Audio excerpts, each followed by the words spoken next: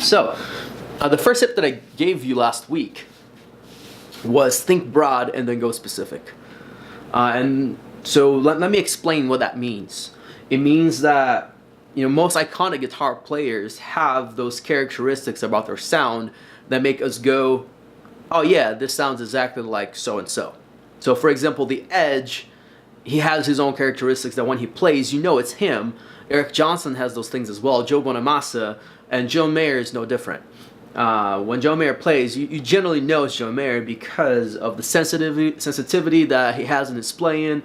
The clean tone that he has is pretty iconic too. So starting broad means you stop and you ask yourself the question, what is it about their tone that makes me go, oh yeah, this is John Mayer? So when I think John Mayer's tone, it's generally clean. Even when it has a little bit of overdrive in it, it's still pretty light. And it has a rich bottom end and a sparkly top end. So I'm going to be using that as a foundation for what I'll be building today. Now the question becomes, how does he get that tone? And that's where the second tip comes into place. Is you do some research and see what kind of gear John Mayer is using or whoever is using in order to achieve the tones that they're known for. So for John Mayer, I did some research and I found a Premier Guitar video where to do a rig rundown for his live rig, and that's the template that I'm using for this preset. It came out of the Premier Guitar video, which I'm going to be putting in the description. And on that particular video, his deck is talking about how he's using a Fender Bandmaster, I think, his Dumble, and his signature 2-Rock. So for that, I got the US Deluxe Vibrato, the Line 6 Litigator, and the US Double Vibrato. But I didn't have a cabinet. So what I did is I used the foundation that I was talking about. I used tip number 1, and I asked myself, what kind of cabinets can I pair with these amps that are going to give me that generally clean sound with a rich bottom end and a sparkly top end? So I cycled through the cabinets and I matched them with these specific amplifiers for this specific guitar. And I arrived at the 212 double C12N for the US Deluxe Vibrato, the 112 US Deluxe for the Litigator, and the 212 Interstate for the Double Vibrato. And then I added the other effects that I saw in the rig rundown, which was the Klon, the Tube Screamer, the compressor, a little bit of delay, and the reverb. The reverb is just a spring reverb. That's something that by listening to his recordings, I was able to pick out that spring reverb is a very prominent part of his sound.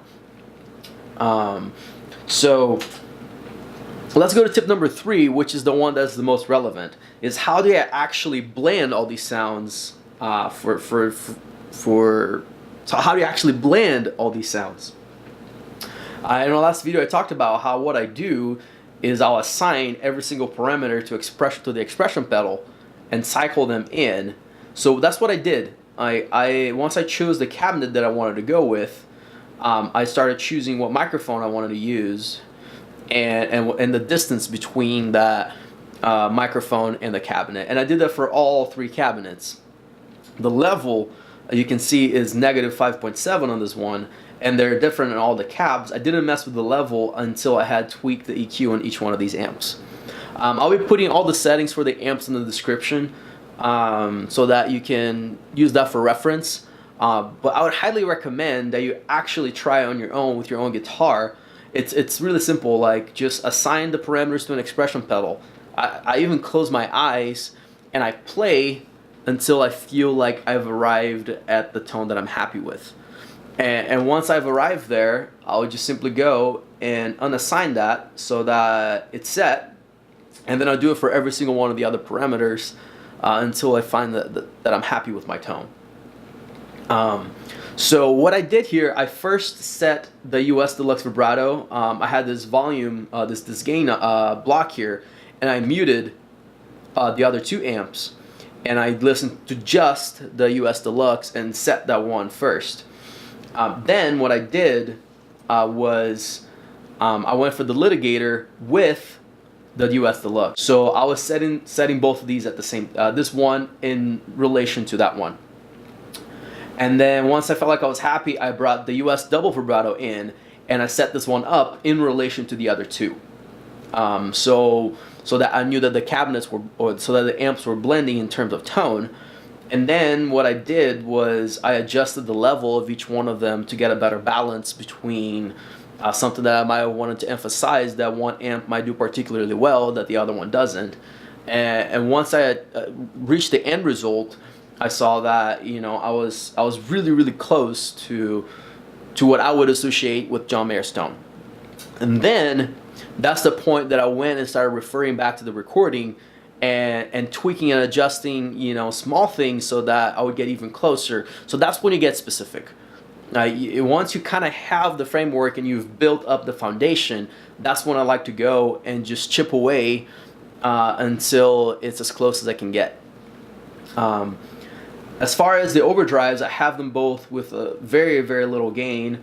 I have them set fairly warm, and the reason why I have the compression after these two overdrives is that I actually wanted to remove a little bit of the top end. They were sounding a little bit harsh for me, and what the compression does, it just rounds those harsh edges that overdrives can sometimes have. So that's why the compression is after the overdrives, and is really only on when I have the overdrives on.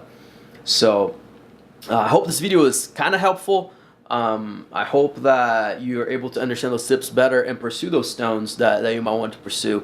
Once again, thank you for watching. Once again, I'll be putting these settings on the description, and hope you have a great day, and I'll see you next time. Bye.